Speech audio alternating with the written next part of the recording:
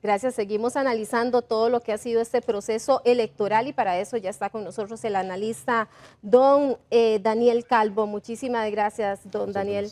por habernos acompañado. Muchísimas gracias.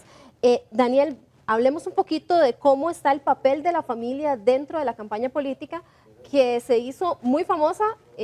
a partir del mes pasado, ¿verdad? Que tomó mayor relevancia. Así es, uno de los temas, me parece a mí, fundamentales dentro de esta campaña y que, como bien apuntás, a raíz del fallo del 9 de enero de la Corte Interamericana de Derechos Humanos, pues cambió prácticamente el panorama. Dejamos de lado el tema corrupción, que había sido el tema primordial de la campaña,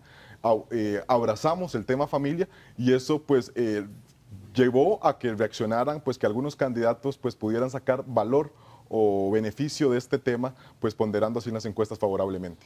Se dejaron, como usted lo mencionaba, temas importantes que siempre deben de estar en la agenda de los candidatos, por ejemplo, el tema del déficit fiscal, que es muy importante en este momento, el tema de infraestructura, que también, el tema de corrupción, y se enfocaron únicamente en familia. Sí, mire, eso es una pena. Yo creo que este proceso, a raíz de ese fallo que hemos conversado, se convirtió prácticamente pues, en un referéndum sobre el tema del matrimonio de personas del mismo sexo. Y eso pues marcó que el tema que usted apunta, por ejemplo, déficit fiscal, infraestructura, pues se fueran dejando de lado. Inclusive pudimos observar a lo largo de toda la campaña cómo algunos candidatos fueron dejando de lado otros temas, el caso de Rodolfo Pisa, que empezó con el tema de infraestructura y del metro como su principal tema de campaña, para abrazar justamente el tema de familia. Además, pues en los spots que uno ve en la calle, pues vio constantemente fotos de los candidatos con sus nietos, con sus hijos y demás, porque fue el tema que sin duda pues ha marcado el clivaje en este último mes de campaña.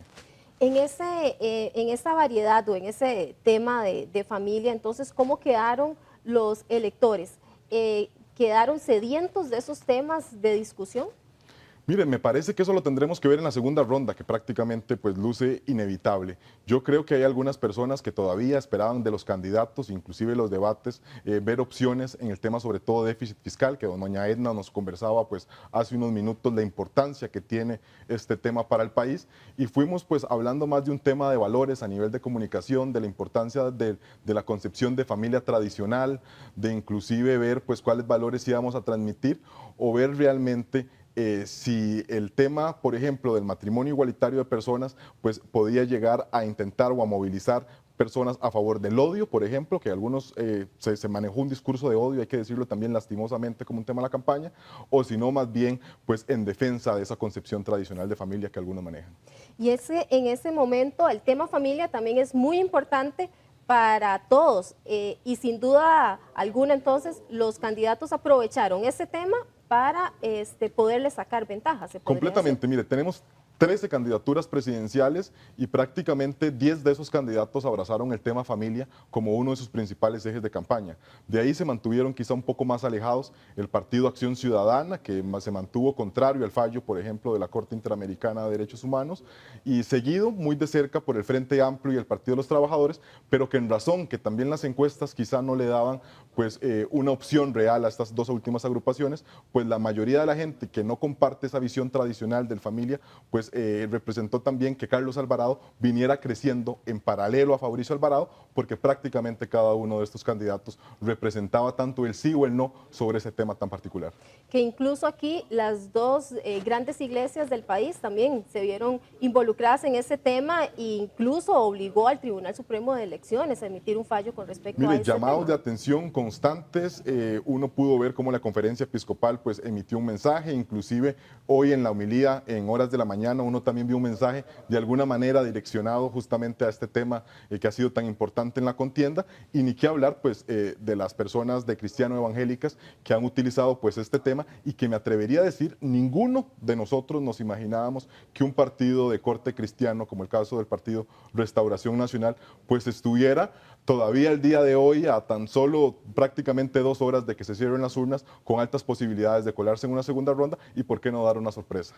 ¿Qué se esperaría de darse esta segunda ronda? ¿Qué se esperaría? ¿Se continuará con este discurso del tema familia o ya es necesario y los candidatos se dieron cuenta de que las personas necesitan analizar o discutir otros temas? Mire, eso dependerá muchísimo de quiénes vayan a ser los contendientes, que todavía a 2 horas es todavía una incógnita. Si Fabricio Alvarado, me parece, logra llegar a colarse a esa segunda ronda, creo que el tema familia pues seguirá ponderando en el tema de la campaña. Pero también hemos podido ver cómo Fabricio Alvarado también intenta desmarcarse de eso e intenta decir que eso no es su único tema, que inclusive que él tiene o propuestas importantes en temas de seguridad y más bien también despertando, por ejemplo, todas las dudas que pueden existir sobre él respecto a sus equipos, porque se dice que fue un partido monotemático, sin las estructuras suficientes a nivel del recurso humano o de cuadros partidarios, sobre todo para atender temas importantes, como hemos hablado, de infraestructura, de economía, etcétera, y eso pues vaya a ser también un tema relevante, ojalá para bien pues del progreso de Costa Rica en esta segunda